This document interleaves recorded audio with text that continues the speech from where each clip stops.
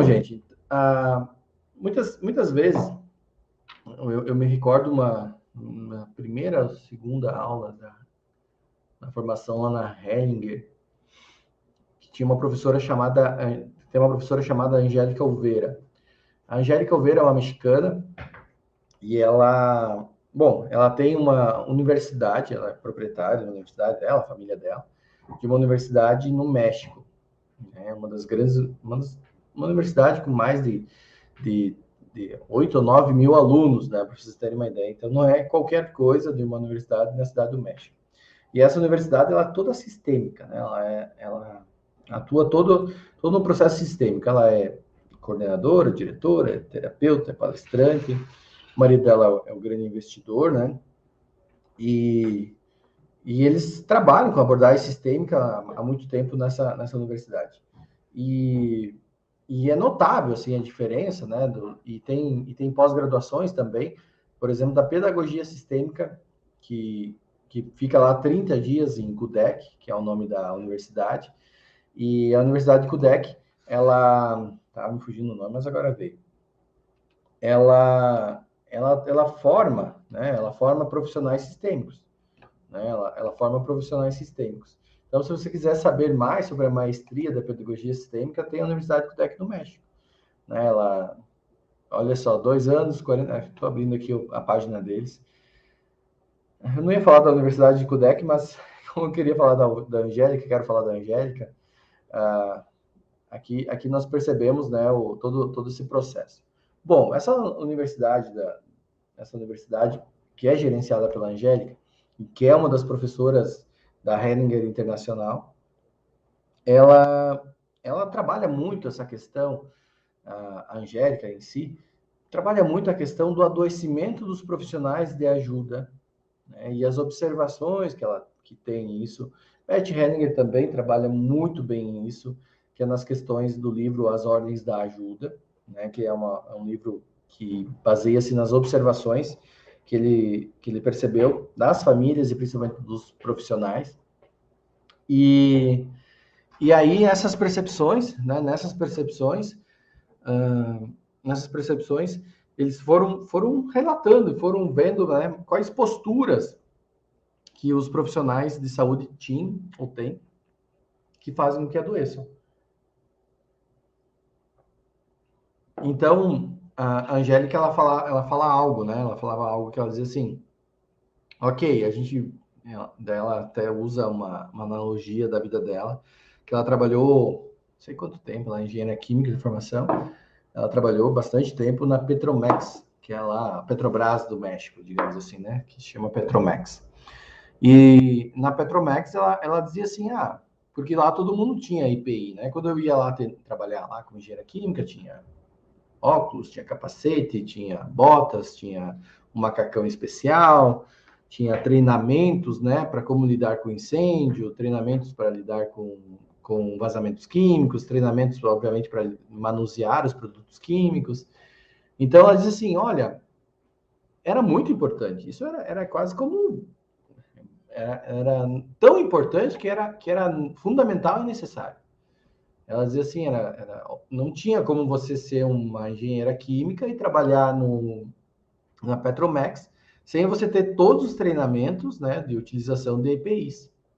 Né, e aprender a manusear, aprender a lidar, aprender a trabalhar com os produtos químicos. E aí, quando ela começou a trabalhar no ramo do autoconhecimento, ela usava muito essa analogia que realmente, para mim, fez muito sentido. Ela dizia assim o seguinte... Se, para trabalhar com químicos, né, com materiais químicos e produtos inflamáveis e produtos muito com alto índice de periculosidade, né, por que nós não fazemos esses treinamentos para trabalhar com as pessoas? Essa era a grande dúvida, esse era o grande questionamento que ela trazia.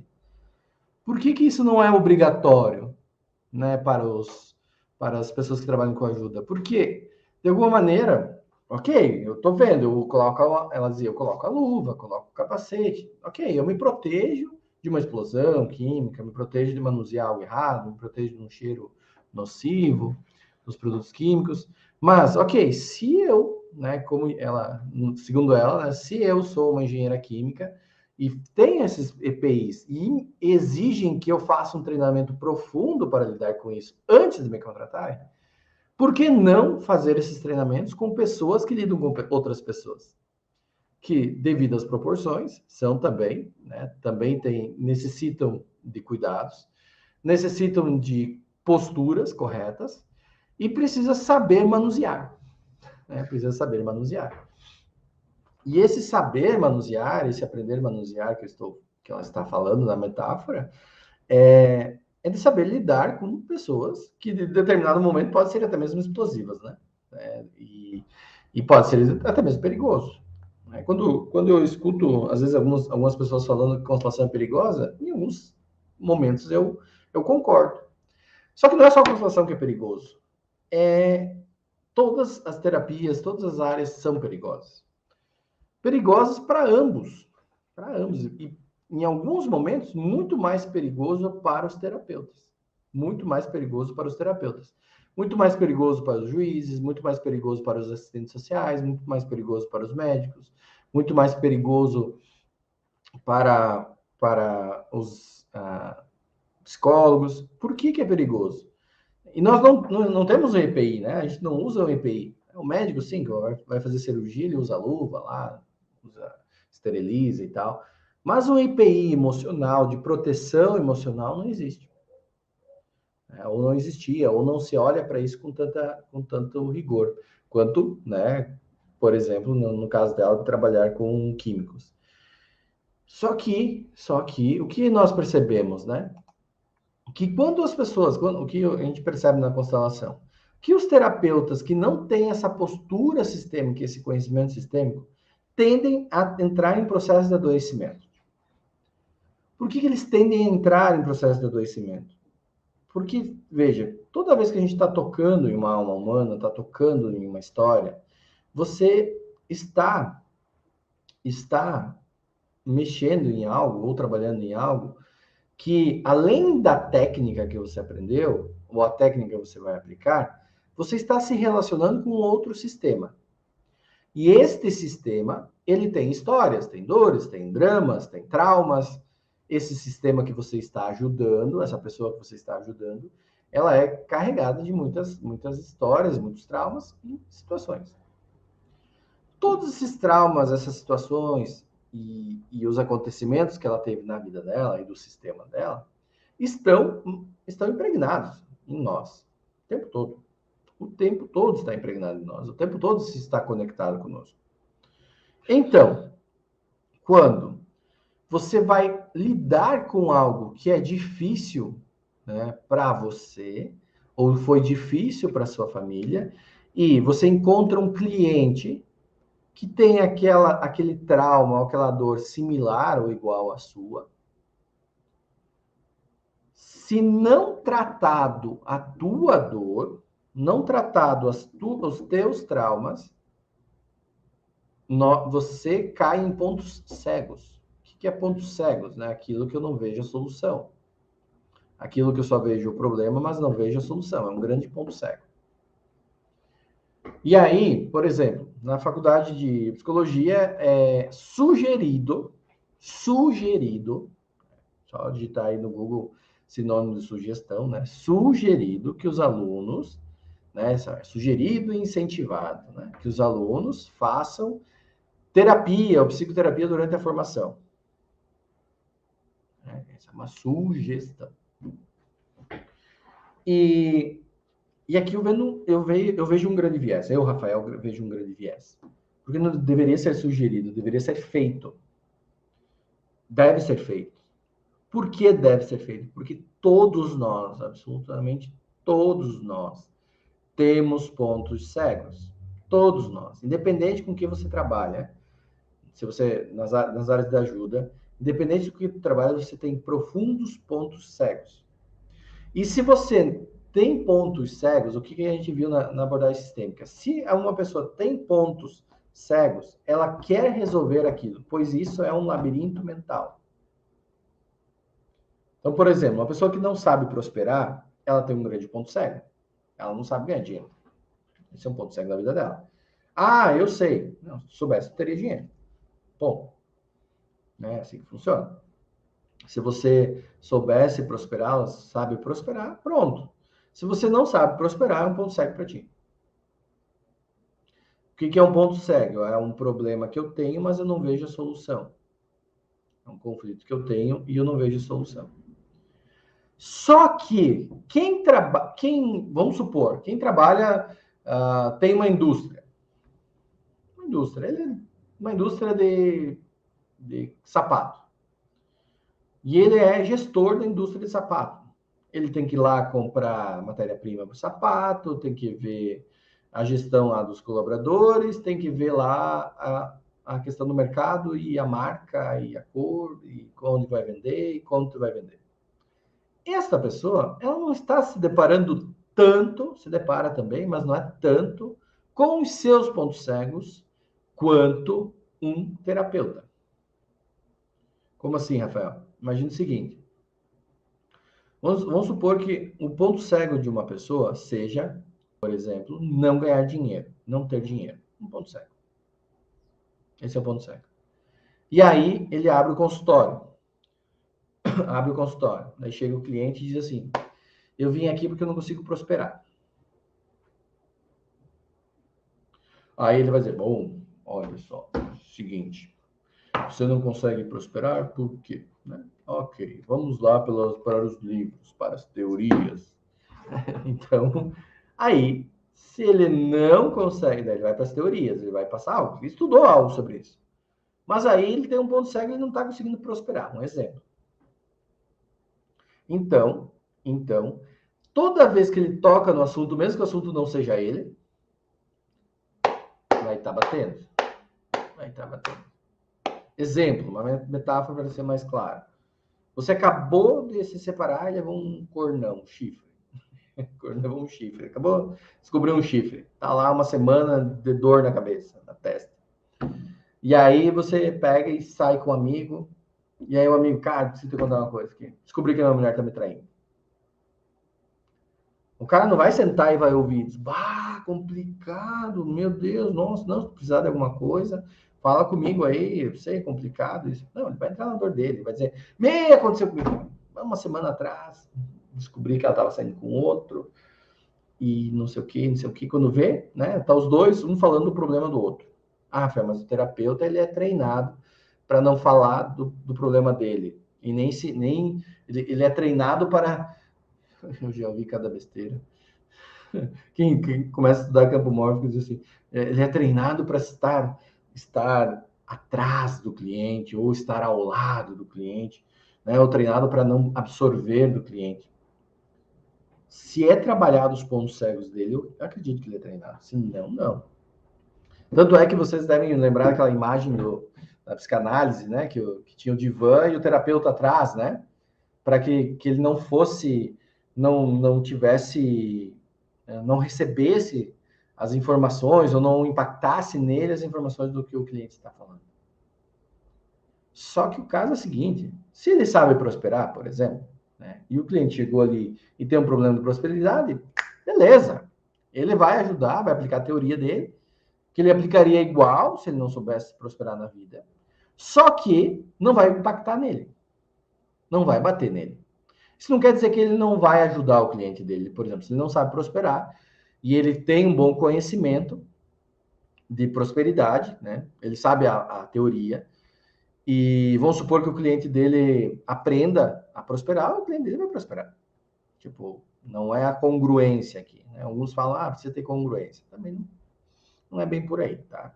Congruência ajuda a ter mais força de fala, né? Mais força de posicionamento, de postura. Tem energia também, obviamente. É muito melhor com congruência do que sem congruência. Só que ajuda também o cliente. Só que o caso é que quando o cliente chega com um problema que você vivenciou, vai bater nas suas questões emocionais, vai bater nas suas questões. Isso é inerente ao ser humano. Isso é inerente ao ser humano. Nós fazemos automaticamente isso. Um outro exemplo, você perdeu tragicamente a sua mãe, sei lá, no Covid agora. E essa é uma dor Faz 2 meses que perdeu a mãe por Covid. Aí, ok, você está trabalhando, está atuando, não sei o quê. Chega uma pessoa no teu consultório, no teu escritório, chega uma pessoa que você vai atender lá na assistência social. Chorando ou mal, ou dizendo, não sei lidar, não estou conseguindo aceitar a perda do meu pai. Pelo quê? Pelo Covid. Então, daí o terapeuta vai fazer o trabalho dele, que ele aprendeu. O psiquiatra vai fazer o trabalho dele, que ele aprendeu. Só que se ele não lidou com as coisas dele, se ele não aprendeu a lidar com as questões dele, vai ser um profundo ponto cego para ele. Vai machucá-lo. Toda aquela sessão, em vez de ser algo produtivo para ele vai entregar sim, né? Tenho certeza disso, vai entregar lá a sessão, vai lá entregar o seu trabalho. Só que isso vai estar machucando e batendo na parte emocional. Tem algo, para quem estuda a mente humana, isso é bem normal, né? A gente diz assim, nunca revisite um trauma se você não tem intenção de saná-lo totalmente, né? Então, quem é treinado para trabalhar com pessoas, por exemplo, não revisita um trauma. O que é revisitar um trauma? É fazer a pessoa contar a história dela, sem ter a intenção de ajudá-la a superar aquilo, né? Sem ser uma técnica que tenha intenção e tenha condições de lidar com aquilo.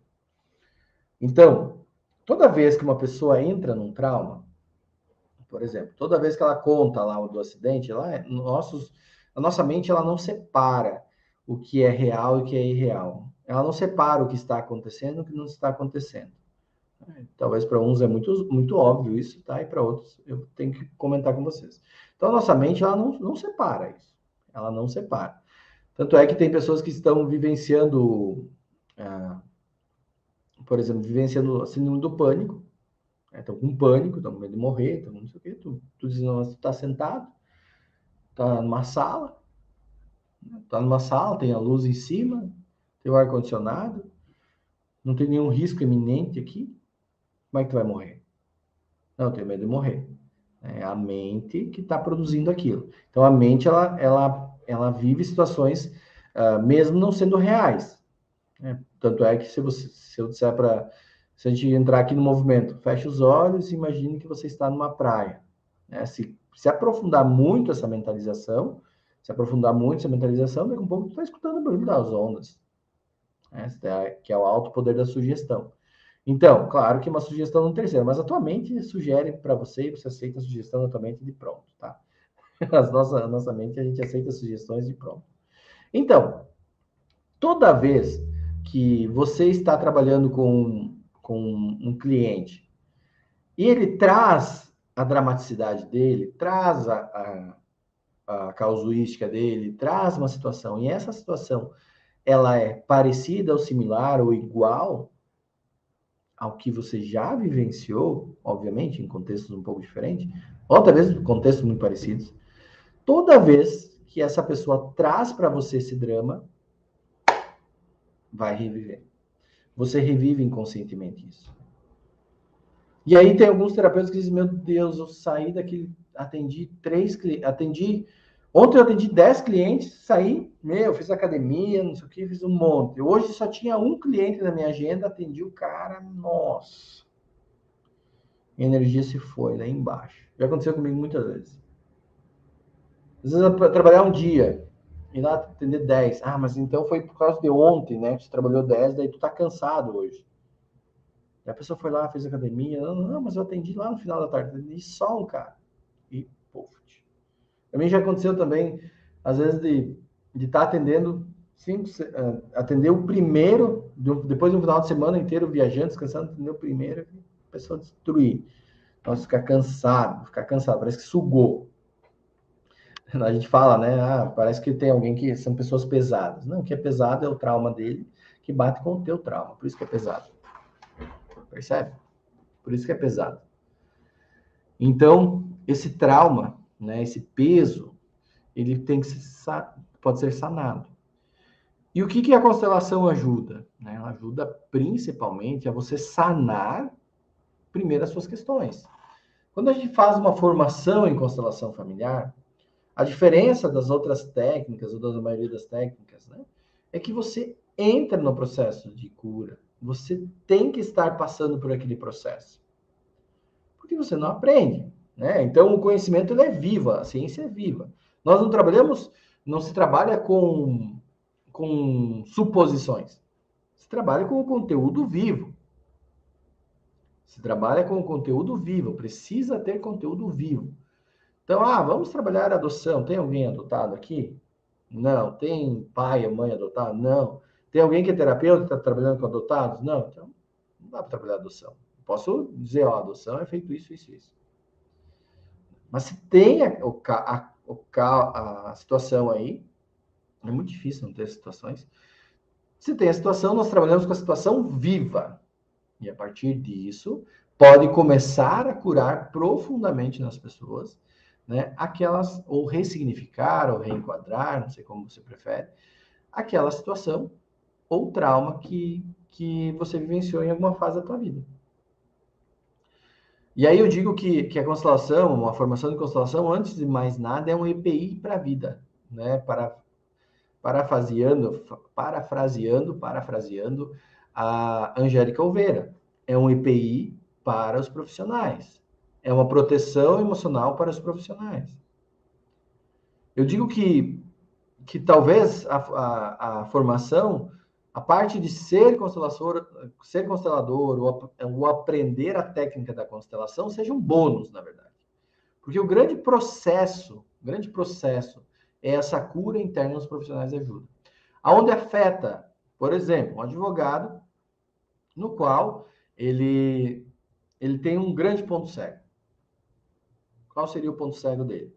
Ele vivenciou um exemplo, tá? Um exemplo de uma advogada que se formou e decidiu trabalhar na vara da família. Na vara da família. E aí, na infância dela, o pai deixou a família, por exemplo. Deixou a mãe, a mulher dele, que é a mãe, deixou a família e foi se casar com outra mulher. E essa família passou necessidade. Essa família passou necessidade e, coincidentemente, coloco entre aspas aqui, ela decidiu fazer direito. Parece, depois vocês vão ver que as profissões a gente escolhe porque a gente está ligado com a nossa ancestralidade. Aí, coincidentemente, ela decide ser advogada da vara da família. Aí, ok, ela é advogada da vara da família. Então, nesse processo, nesse momento, ela cresce, se desenvolveu, estudou, né? Tem toda a parte técnica, show de bola, sabe tudo de lei. Ok, abre o consultório, né? Chaveou, entrou lá. Primeiro cliente. E parece que o campo puxa. Parece que o campo puxa. Sabe aquela história, isso do campo puxa, sabe aquela história que você diz assim, eu quero comprar um Gol vermelho? Aí você nem tá vendo Gol vermelho, né? Nem percebe se passa um Gol vermelho para ti. Mas aí, de repente, você começou a decidir, eu quero comprar um Gol vermelho. Daí, quando tu anda na rua, tu vê, meu Deus, quanto Gol vermelho. Não para de aparecer Gol vermelho. Na verdade, tu presta atenção naquilo, né? Então, eu sempre estava passando os Gol vermelhos, mas tu começou a prestar atenção porque tu queria comprar. E aí, assim, parece que tu abre o consultório, abre o escritório, chega lá, naquele caso, chega lá naquele momento, entra o primeiro cliente. Daí entra a primeira cliente dela e diz assim, eu quero vir aqui para ver do meu divórcio. Meu marido me trocou por outro. E todas as coisas que estavam no nosso nome, ou não tem nada no nome dele, não tem nada no nosso nome, a gente construiu, tá tudo no nome da família, tá tudo no nome do pai e da mãe, e agora ele não quer me dar nada. Ok? Né? Tem muita coisa para ajudar essa pessoa, né? É um clássico, né? Uma coisa muito grande aí na advocacia. Ok, vamos lá. Ela vai dizer, vamos lá. Né? É só o meio judicial mesmo para te ajudar. E ok, ela foi lá para o meio judicial. E aí, só que daí aqui, ó, no interno dela, ela tem uma situação igual. Tem uma situação parecida. E essa situação parecida vai machucar ela, vai doer nela. E aí começa a ter algumas situações, inclusive de não obter resultado, não obter êxito no processo. Inclusive de não conseguir obter êxito. Alguns conseguem, como eu falei, dos processos de terapia, mas a grande maioria não vai obter êxito. Porque essa pessoa não conseguiu trabalhar isso dentro dela ainda. Não conseguiu lidar com isso ainda. Mas Rafael, o problema é da outra, da cliente dela. O problema lá da mãe, da família dela, não tem problema. O que tem a ver? Tem a ver o ponto cego, a dor. Então, quando essa advogada faz uma formação em constelação familiar, ela vai trabalhar todos os seus pontos cegos. No momento que ela trabalha todos os seus pontos cegos, ela tem uma nova postura. Uma nova postura frente àquele mesmo caso. E aqui ela começa a ir para a resolução. Porque quando você não está no seu ponto cego, você enxerga a saída. É óbvio, mas precisa ser dito. Quando você não está no seu ponto cego, você enxerga a saída. Quando você não está num labirinto mental, um labirinto emocional, você encontra a saída. Encontra a saída. Mas primeiro você precisa encontrar a saída para você.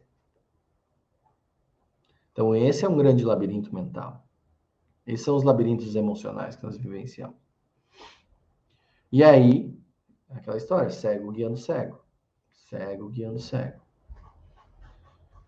Então, no caso do advogado que vai trabalhar com as situações dele, ele vai ter no EPI emocional, talvez ele nunca queira trabalhar com constelação, talvez nunca queira aplicar o movimento de constelação. Mas a mudança de postura e essa proteção emocional evita que ele adoeça. Muitos juízes, por exemplo, estão aprendendo constelação porque eles lidam, né, com situações de definição da vida do outro. Olha que pesado, né, gente? Você já parou para pensar que é pesado a função do juiz? Ou você olha só o salário? Já... Quem aqui já pensou já se colocou no lugar de um juiz que tem que definir algo? Por exemplo, imagina, né, definir quem vai ficar o filho, definir um alvará de soltura, definir se é culpado ou inocente. Quem já viu o peso que é isso? E aí, se ele tem dinâmicas de pontos cegos? O que é ponto cego? Eu enxergo somente uma parte.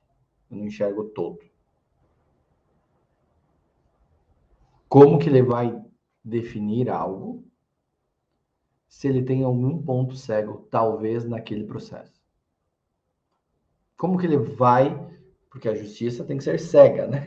Na verdade, a metáfora é a justiça não olha por alguém, ela julga, né? Julga de igual maneira. Ela se propõe a dar uma isonomia ao caso. Ok, então nessa isonomia no caso, como que vai atingir se ela tem um ponto cego? Por exemplo, um juiz teve lá o avô assassinado e ele é juiz da vara criminal.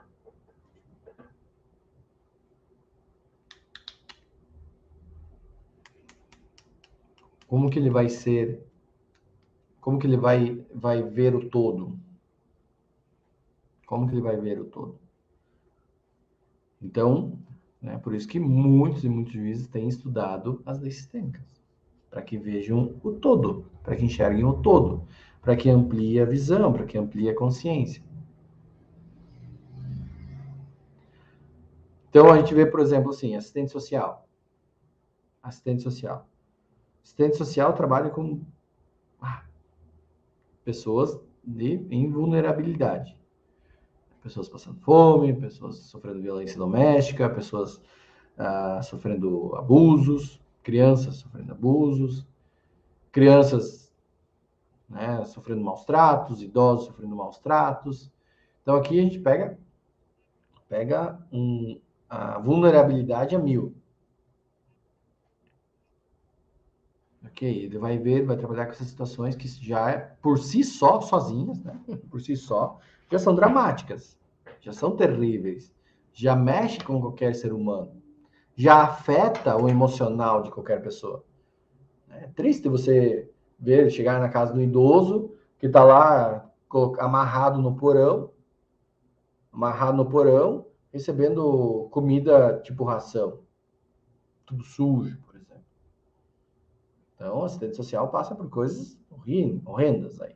Né? Tem coisas não tanto, mas tem coisas muito feias. Por si só já é horrível. Por si só já é difícil. E aí, qual a EPI emocional que ela tem?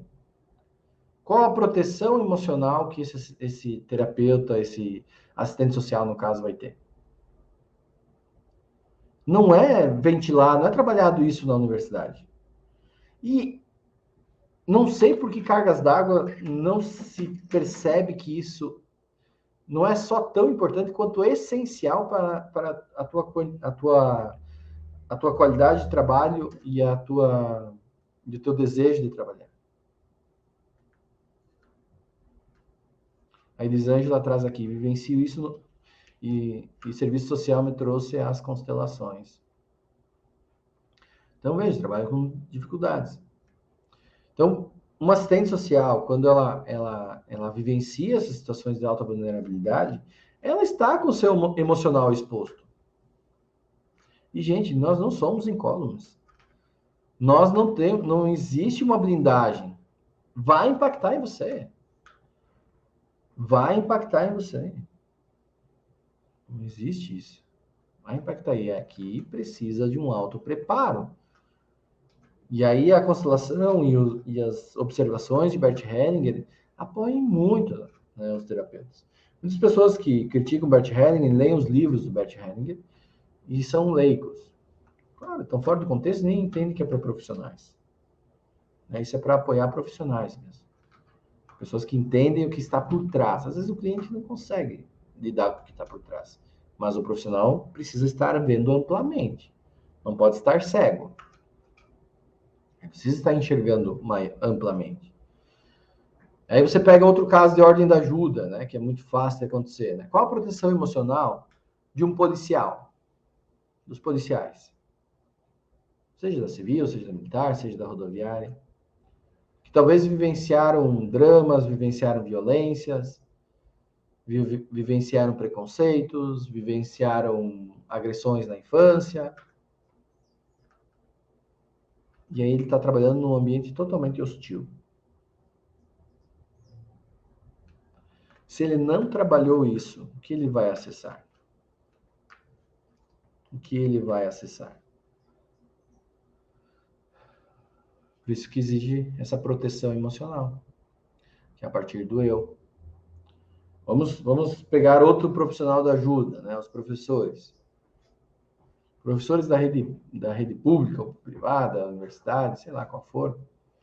São pessoas que gente, isso que traz esses dados é só quem. Não sei se tem algum funcionário público aqui ou trabalha diretamente na prefeitura, mas se vocês questionarem lá, desses profissionais de ajuda, professores, guarda, na prefeitura não vai ter polícia, né? Mas tem guarda municipal. Se você pegar pessoas que trabalham na área da saúde, né? Médicos, enfermeiras, assistentes sociais. Se você pegar todos os profissionais de ajuda e você fizer só uma pesquisa de quantos tomam ansiolítico, você vai se assustar com os dados. Eu já afirmo, sem... Não, como diz as pessoas, né? Fonte Arial 12, né? Mas eu afirmo para vocês, pelas observações que eu já fiz e dados que eu já li, passa de 70% de pessoas que trabalham com outras pessoas que tomam ansiolítico ou antidepressivo. Passa de 70%. É muita coisa, gente. É quase como se dissesse assim, não, vamos pôr ansiolítico e antidepressivo já na caixa d'água, né? Brincadeira aqui. É muita coisa. Nada contra os ansiolíticos e os antidepressivos, tá? Eles têm a função deles. Só que eles são remédios, né? Eles não são remediar, é por um tempo, né? Não é uso contínuo. Uso contínuo é alguma coisa para diabetes, alguma doença crônica, sei lá. Então, nesse momento aqui, quando a gente visualiza isso, a gente começa a ver a magnitude do que está acontecendo. E hoje não existe provisão não existe provisão, por exemplo, de recursos públicos para trabalhar a saúde mental e emocional e traumática dos seus colaboradores da Ordem da Ajuda. Não existe. Pelo menos eu desconheço. Ou quando existe, é muito difícil passar. Porque não é palpável, né? Ah, comprar uma patrola, eu enxergo a patrola. Tá ali a patrola. Né? E aí eu mostro para a população também que tá ali a patrola. Né? Eu digo aqui, ó, gente, eu comprei essa patrola. Coloca lá, uns colocam até na avenida, né? Colocam na avenida lá, 10 patrolas. Cidade pequena faz muito isso, né? Comprou 10 patrolas, 5 caminhão e 3 trator e 10 carros. Aí colocam lá na avenida. Então a prefeitura faz isso. Ela coloca lá, comprou. Ah, eu consigo enxergar. E a população enxerga que ele comprou lá 10 trator, 10 patrolas, 10 caminhão, 10 carros. Beleza. Nós vemos. Só que não existe poucos programas que atenda à saúde emocional e mental do colaborador que trabalha, do funcionário público que trabalha com ajuda às pessoas, às outras pessoas. Então nós vemos aqui um outro exemplo, professores. Gente, eu não vivo essa realidade, eu só escuto dos meus alunos. Gente, o que a gente vê, o que eles enxergam, o que eles veem nas salas de aula é terrível. Né? Desde as questões de bullying, desde as questões de sofrimento, desde as questões de crianças com depressão, de crianças agredidas, desde a situação de crianças em vulnerabilidade, né? Sem condições mínimas ali de higiene, de alimentação. E tu acha que não impacta isso? Não impacta isso? Ou o quanto impacta isso? Tu tá vendo ali, tu vê todo dia aquela criancinha, né, entrando lá de 6 aninhos, com a mochila pesada, triste, senta no canto, triste, e ela tu sabe que ela apanha em casa, e aí os coleguinhas, né, porque sabe você sabe como é que acontece o bullying, por exemplo? Experimenta, só testa. Experimenta você sentar, preferência num lugar que tenha conhecidos teus, né, pessoas que já convivem com você, senta e fica quieto. E espera quanto tempo que vai vir alguém te cutucar. Quer dizer, o que tu tem? O que tu tem? O que tu não te mexe? Não vai dar 5 minutos, alguém vai dizer, aconteceu alguma coisa? É claro que são adultos, né? Uma criança começa a dar raiva, né? Porque ela tá ali parada, ela começa a cutucar, até que começa a mexer e cutucar para que ande. Então, se vocês observarem o bullying, por exemplo, vem dessa origem. Aquela criança está tão paralisada com dinâmicas traumáticas em casa, que ela tá inerte ali na escola. E a outra começa a cutucar. Também tem outra dinâmica, geralmente dinâmicas agressivas e de raiva interna. Que precisa bater em alguém, né? Então, precisa extravasar a raiva. Então, aí começa a ver. E aí os professores trabalham com isso. E aí, o Estado não prevê isso. Sabemos que o Estado não prevê isso. Só que você precisa trabalhar, você precisa viver. Ou tu vai viver doente, ou tu vai ter outra opção, pedir exoneração. Tem uma outra opção? Ah, não consigo lidar com isso. Por isso que você precisa tratar os seus pontos cegos. O Estado não provém? Beleza, o Estado não provê isso. Beleza, vamos para frente, vamos identificar o que dá para ser feito. Porque trabalhar com pessoas em sofrimento ou pessoas que estão necessitando de algo, né, é um desafio para para quem principalmente não tratou os seus dilemas ainda. E aí, essa formação, a formação da constelação, ela visa realmente estar trabalhando os seus pontos cegos, realmente estar trabalhando suas questões. Imagina um psicólogo, um psiquiatra, pessoas que fazem psicoterapia aí.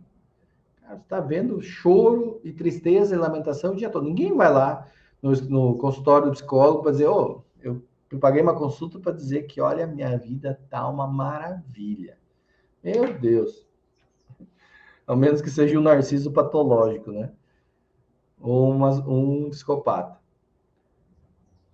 Mas tu vai lá contar, ninguém vai lá dizer, nossa, tô com um casamento incrível. Meu Deus, tô num trabalho incrível, nunca ganhei tanto dinheiro e o ano que vem parece que é mais ainda. Tô viajando um monte, nossa, minha saúde está incrível. Ninguém chega num consultório de psicologia para isso.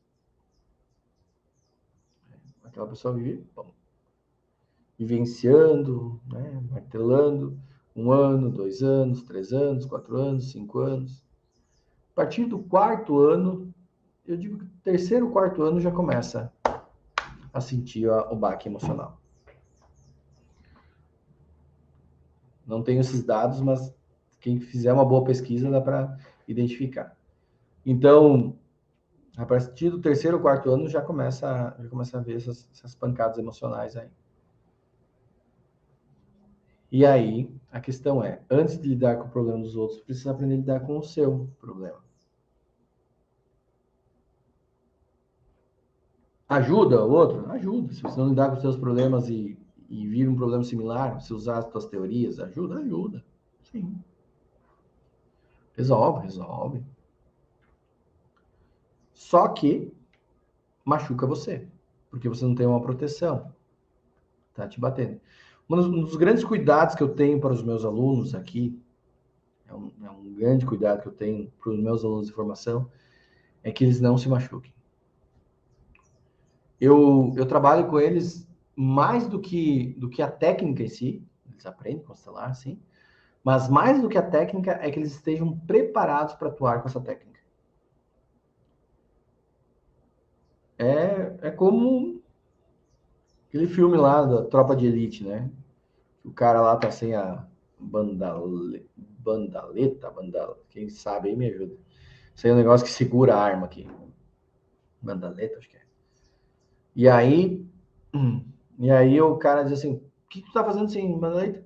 Tem 10 anos de polícia, já tá velho aí, e tá andando sem bandaleta? Se o teu colega levar um tiro, tu vai juntar, tu vai largar tua arma, né? Tu vai largar tuas coisas. Tu vai largar tua arma e tu vai se desproteger, tu vai morrer.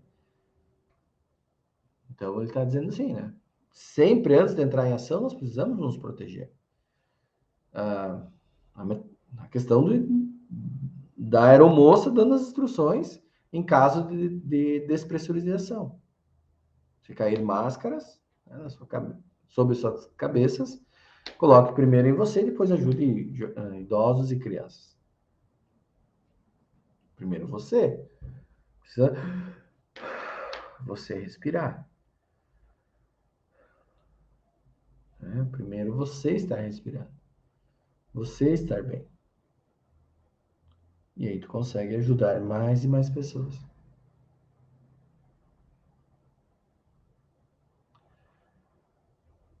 Então, nós não percebemos isso. Eu me incluo muito nisso. A gente não percebe essa importância do EPI emocional. Nós esquecemos dessa parte do EPI emocional. Muitas vezes os terapeutas se acham super-heróis, vão lá salvar todo mundo. E os heróis morrem, gente. Os heróis morrem. Super-heróis dos quadrinhos não morrem, né? Mas não são humanos também, né? Mas os heróis morrem porque eles não se cuidam. De nada adianta você estar salvando o outro se você não sobrevive. De nada adianta. E aí, essa parte emocional precisa ser sanada. Essa parte emocional precisa ser sanada. E aí, a constelação tem apoiado muito, muitos terapeutas a lidar com isso. A lidar com isso. E aí o nível de adoecimento está nos pontos cegos, o que está batendo nos pontos cegos.